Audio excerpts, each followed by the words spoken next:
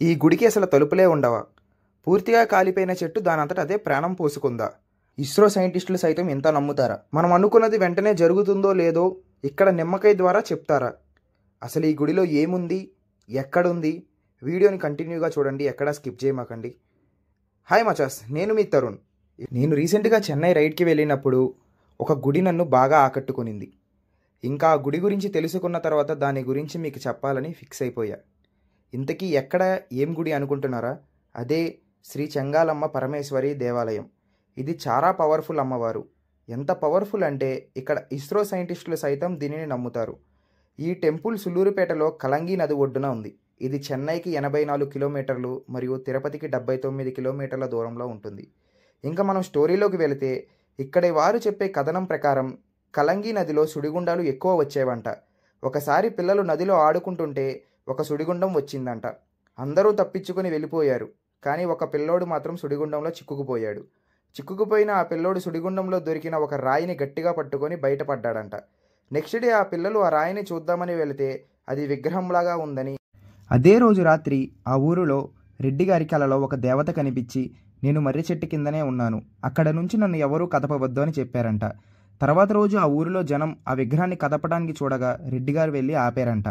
So అప్పటి నుంచి అక్కడ గుడి కట్టి కొలుస్తున్నారంట. ఇక్కడ అమ్మవారి విగ్రహం చాలా విచిత్రంగా ఉంటుంది. ఎడమవైపు నుంచి పార్వతీదేవిలాగా, కుడివైపు నుంచి సరస్వతీదేవిలాగా, మధ్యలోంచి చూస్తే మహాలక్ష్మిలా కనిపిస్తారంట. అప్పటి నుంచి జనాలు త్రికాళి చెంగాలమ్మ అని పిలిచేవారంట.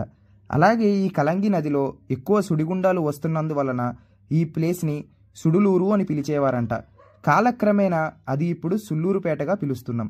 ఇక్కడ స్పెషాలిటీ ఏంటంటే మన ఇస్రో సైంటిస్టులు సైతం ఇక్కడ ఏదైనా శాటిలైట్ లాంచ్ చేసే ముందు ఆ శాటిలైట్ యొక్క నమూనాని చెంగాలమ్మ అమ్మవారి దగ్గర సమర్పిస్తారంట.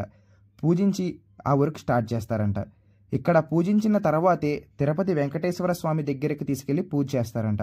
ఈ విషయం మనలో చాలామందికి తెలియదు. ఇక్కడ మరొక విషయం ఏమిటంటే ఈ గుడికి తలుపులు ఉండవు. దీని వెనక ఒక పెద్ద కథే ఉంది.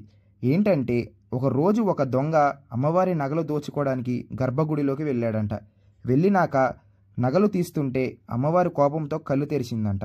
అది చూడగానే ఆ దొంగ మూర్ఛబోయాడంట. అప్పుడు చెంగాలమ్మ అమ్మవారు ఆ ఊరి పెద్ద కలలోకి వచ్చి, నా గుడికి తలుపులు వద్దు, ఏ భక్తుడైనా సరే నా గుడికి ఏ సమయంలో నుంచి వచ్చినా దర్శనం చేసుకునే విధంగా ఉండాలి అని చెప్పారంట. విచిత్రంగా ఏంటి అంటే దాని ముందు రోజే తలుపులు చేపించడానికి వడ్రంగి వాళ్ళని పిలిపించి తలుపులు చేపిస్తున్నారంట. ఆ తలుపులు తర్వాత రోజు ఉదయం వెళ్ళి చూడగానే అవి చెట్టులోకి కలిసిపోయినాయంట. ఇంకొక ఆశ్చర్యం ఏమిటంటే ఆ గుడిలో ఆ చెట్టుకి ఇప్పటికీ కూడా దేవతామూర్తుల విగ్రహాల్లాగా మనకు ఆ చెట్టులోంచి కనిపిస్తూ ఉంటాయి. సో అప్పటి నుంచి ఈ గుడికి తలుపులనేవే ఉండవు. అండ్ ఇక్కడ చెంగాలమ్మ జాతర అయితే చాలా ఫేమస్. అండ్ ఇక్కడ మరొక అద్భుతం ఏంటంటే మనం ఒక నిమ్మకాయ చేతిలోకి తీసుకొని ఒక కోరిక కోరి అమ్మవారి విగ్రహం చేతిలో పెడితే అది మంచి కోరిక అయితే ఆ నిమ్మకాయ దానంతట అదే కింద పడుతుందంట. ఒకవేళ నెరవేరని కోరిక అయితే మనం ఎన్నిసార్లు ప్రయత్నించినా ఆ నిమ్మకాయ కింద పడిపోదంట. ఇప్పటిదాకా మనకి తెలిసిన కదా ఆ విగ్రహం దొరికిన తర్వాత స్టోరీ. దానికి ముందు ఆ విగ్రహం అసలు నదిలోకి ఎందుకు వెళ్ళిందో అనేది పురాతన గ్రంథాల్లో ఉందంట. నేను అయితే అది తెలుసుకోవడానికి ట్రై చేస్తున్నా. సో మీరు ఇంతకుముందు ఎప్పుడైనా వెళ్ళినట్లయితే కింద కామెంట్ సెక్షన్లో చెప్పండి. అండ్ ఇక్కడ వందల సంవత్సరాల ముందు ఒక వింత ఆచారం ఒకటి నడిచింది. దాని గురించి కంప్లీట్గా ఒక వీడియో మీ ముందుకు తీసుకొద్దాం అనుకున్నాను. కానీ దాని మీద సరైన ప్రాపర్ రీసెర్చ్ లేక ఆ వీడియోని నేను చేయలేదు. బట్ కానీ నెక్స్ట్ మాత్రం ఆ వీడియోతో మీ ముందు ఉంటాను. అండ్ ఇంకా ఇలాంటి చాలా ప్లేసెస్ మనకి తెలియకుండా ఉన్నాయి. అలాంటి ప్లేసెస్ ఏమైనా తెలిస్తే కింద కామెంట్ సెక్షన్లో చెప్పండి. నేను వెళ్ళడానికి ప్రయత్నిస్తాను, దాని గురించి అందరికీ చెప్పడానికి ప్రయత్నిస్తాను. So that's it for today guys.